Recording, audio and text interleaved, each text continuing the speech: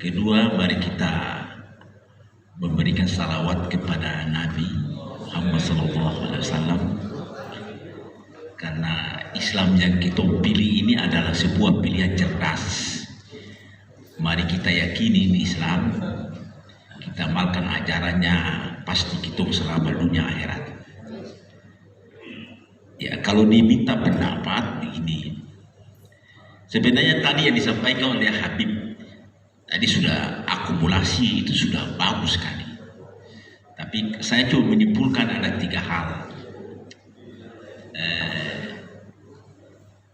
Di undangan itu kan ada tertulis itu. Apa tuh? Undangan kata terakhir itu bagus sekali tuh. Di undangan itu biasa tertulis bagaimana tuh dia? Open itu. Dia bapaknya begini, kalau dikasih bahasa Arab dalam syair Habib itu, abna'uha fi kulli haflin qadatun yatakallamuna wa ghairuhum la yunbis. Itu di undangan tuh mengalir gitu. Anak-anak akhirat itu memiliki gagasan yang cukup kaya, dan apabila ia menyampaikan sebuah pikiran-pikiran cerdas, pasti publik mengamininya kalau diartikan secara konteks model begitu. Dari pernyataan itu sebenarnya cukup akhirat memiliki kekayaan yang luar biasa. Yang menjadi problem hari ini adalah kita tidak punya kemampuan untuk mengkontekskan dalam kebutuhan masyarakat hari ini. Jadi kalau menurut saya, secara doktrin saya bilang Islam itu, menurut saya ya, itu akhirat. Islam itu menurut saya itu akhirat, karena dia pas dengan segala akumulasi persoalan bangsa hari ini. Menurut persepsi saya, kata pakar satu mengatakan bahwa kita hari ini sebenarnya bukan kita beragama, tapi kita ini adalah penganut persepsi agama. Artinya Islam datang di Timur Tengah 150 tahun lalu. Tentu ada pendekatan budaya dan segala macam. Dari pendekatan antropolog dia sudah lepas dengan zaman. Tapi doktrinnya kan abadi ya. Kemampuan kita menerjemahkan hari ini supaya dia pas dengan kebutuhan masyarakat. Yang kedua, ada seorang sosiologi, dia bilang begini, semua agama di dunia ini akan diminta semacam dituntut untuk memenuhi kebutuhan masyarakat modern. Bila ajaran agama itu tidak mampu menjawab kebutuhan masyarakat modern, agama itu akan ditinggalkan. Artinya begitu, kalau pernyataan para pakar ini ketemu hubungkan fenomena agama di Eropa, ini macam pimpinan direktur utama perusahaan. Nah, dia pernah bilang begini, saya ini pernah membeli 50 tempat ibadah di Australia sana. Kemudian saya jadikan musala, jadikan perpustakaan Islam, kemudian saya bikin masjid. Itu ada biara, ada gereja Katolik segala macam. Saya bilang, mengapa mau dibeli? Dia bilang begini, karena memang masyarakat beragama yang lain itu dia menganggap tempat ibadah sudah pas dengan kebutuhan masyarakat hari ini. Untuk apa tuh bikin ibadah di situ? Sama di Islam. Nah, kalau kita tidak punya kemampuan mampu mengkontekskan hari ini, ya bisa saja orang tinggalkan Islam, apalagi akhirat. Ya. Dari pernyataan itu kemudian melihat fenomena yang ada di sini di Maluku Utara. Di tahun 70-an 80-an itu, ketika orang bicara Islam pasti menyebut akhirat. Tapi kini munculnya pondok-pondok pesantren baru, munculnya organisasi yang baru, orang mulai memandang akhirat bukan sebuah alternatif lagi. Karena banyak lembaga-lembaga yang tumbuh, kemudian pakar-pakar yang muda. Oleh karena itu menurut saya ini memotivasi bagi orang. Habib punya pernyataan tadi. Bagaimana kita tampil menjawab kebutuhan masyarakat modern dengan menampilkan kekuatan ikal dengan pola modern. Di mana-mana saya bilang begini, kalau akhirat ini mau akses, ada 3 hal yang harus dilakukan. Yang pertama, dari pendekatan kebutuhan, manusia ini kan punya kebutuhan 3 hal. Yang pertama adalah ekonomi. Itu kebutuhan primer.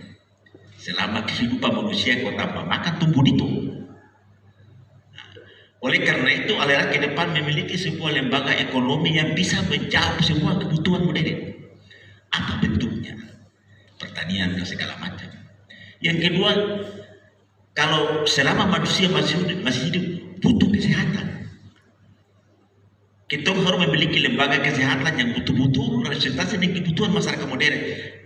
Bila perlu ya memiliki rumah sakit. Dan yang ketiga, kita harus memiliki lembaga pendidikan yang paling tidak seirama dengan lembaga pendidikan tinggi yang ada di Maluku Utara.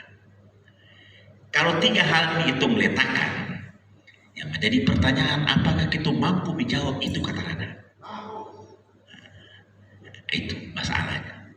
Jadi ente yang bilang, Tom, jangan cuma bicara, harus buktikan antara bicara dengan itu. Kita dituntut untuk menjawab itu ke depan. Kalau tidak, orang akan tinggalkan kita orang. Itu. Oleh karena itu menurut saya, ya setelah rakor ini, ya beberapa komisi sudah menetapkan beberapa hal itu, mari kita mengambil langkah-langkah konkret, paling tidak kita memulai merubah paradigma akhirat ini dengan pola pikir yang menjawab. Saya terus terang saja, admini saya, mudah-mudahan mengisi pendapat saya. Saya sengaja sekarang saya bikin sebuah pondok pesantren. Itu boleh embrio, tapi saya mimpi begini, bahwa akhirat itu harus mampu paling tidak dia berakumulasi dengan kebutuhan masyarakat setempat. Maka ke depan itu saya mau sebuah madrasah yang betul-betul dia pondok pesantren yang betul mandiri, profesional dan perspektif. Itu di situ bagaimana organisasi dan segala macam. Nah, di atas saya bikin sedikit contoh saja nih. Saya namanya pondok pesantren Maqbulatul Khairat. Apa banyak? Saya mencoba bahwa Islam kaya di Maluku Kera itu model begini. Bagaimana dengan doktrin Al-Khairat? Dari nama Maqbulatul Khairat. Artinya menjaga keutuhan Islam kaya di Maluku Utara yang 350 tahun dijajah oleh bangsa Eropa, kita tetap eksis sehingga itu bisa usai penjajah. Ditambah dengan ajaran keakhlakatan yang begitu cemerlang, kita jawab ke depan. Ini contoh. Nah, terang. Oleh karena itu menurut saya, marilah setelah rakor ini, ya, saya sebut Pak Ketua ini begini, kita ini orang tua-tua sudah hampir habis. Toko-toko ini terakhir baru-baru di Al-Khairat itu istilah dengan muri-muri Habib Idrus itu disebutnya Wakulatul Ula. Di sini di Maluku Utara ini 7 murid utama Al-Khairat, ada 1 di Maluku Utara, yaitu Ustaz Said Abdullah. Dia termasuk dikategorikan 7 murid utama Habib Idrus. Yang menyebabkan Al-Khairat berkembang itu 7 orang ini. 1 kita di Maluku Utara dan meninggal 2 tahun lalu. Ya, mungkin orang tidak tahu sejarah, tapi menurut saya itu pukulan berat. Karena roh Habib Idrus itu tergambar pada pribadinya. Nah, ke depan itu butuh seperti itu. Sekarang ini ada beberapa orang seperti Ustaz Yahya di sebelah di bawah, tempat kita bertanya dan segala macam. Nah, saya berharap kita ke depan menjaga ini. Paling tidak ulama yang betul-betul, kalau saya istilah dalam bahasa Tidore itu ulama yang neo-modernis. Artinya akan keakhiratannya kental, tapi berpikirnya sangat modern ke depan untuk menjawab kebutuhan kita dewasa ini melalui eksekutornya ada di tangan-tangan abna ini. Saya pikir demikian apa yang saya sampaikan, lebih dan kurang saya minta maaf. Wallahu musta'an. Assalamualaikum warahmatullahi wabarakatuh.